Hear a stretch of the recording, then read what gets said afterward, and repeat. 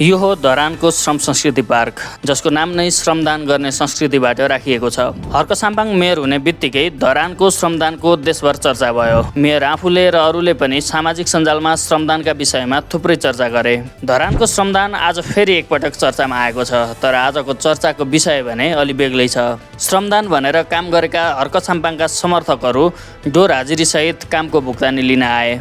उपमेयरले त्यसको प्रतिकार गरे, तर हर्क साम्पाङले पैसा दिनुपर्छ भन्ने पक्ष लिएर फेसबुकमै लेखे, श्रमदानबाट गरिएको योजनाको भुक्तानी हुन्छ। श्रमदान गरेको विकास चाहिँदैन भन्न पाइँदैन। जनतालाई हेप्ने, जनतालाई अपमान गर्ने। स्वेच्छाले श्रमदान गर्न आएका मान्छेहरू जो काम गर्दा गर्दै बिचमा उठेर हिँडे भने पनि केही भन्न सकिँदैन। जसले श्रम गरे बापत कुनै लाभको अपेक्षा गरेका छैनन्, उनीहरू कसरी समिति बनाएर पैसा भुक्तानी माग्न आए? फेरि किन हर्क साम्पाङले यो कुराको पक्ष लिए? यो विषय अलि गहिरो छ।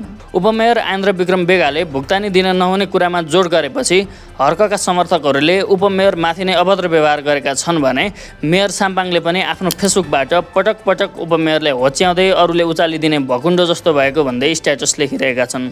त्यति मात्र होइन, आफू काठमाडौँका मेयर बालेन शाह जस्तो निरीह नभएको दावी गर्दै भिडियो र स्ट्याटसमा भनेका छन्, बालेनलाई पेला जस्तो सजिलो नठान्नु है, हर्क साम्पाङ अर्कै चिज हो, जनताले दोहोलो काट्लान्। हर्कले लेखेको यो स्ट्याटसमा बालेनका समर्थकहरूले भने बालेनको बचाउ गरिरहेका छन्।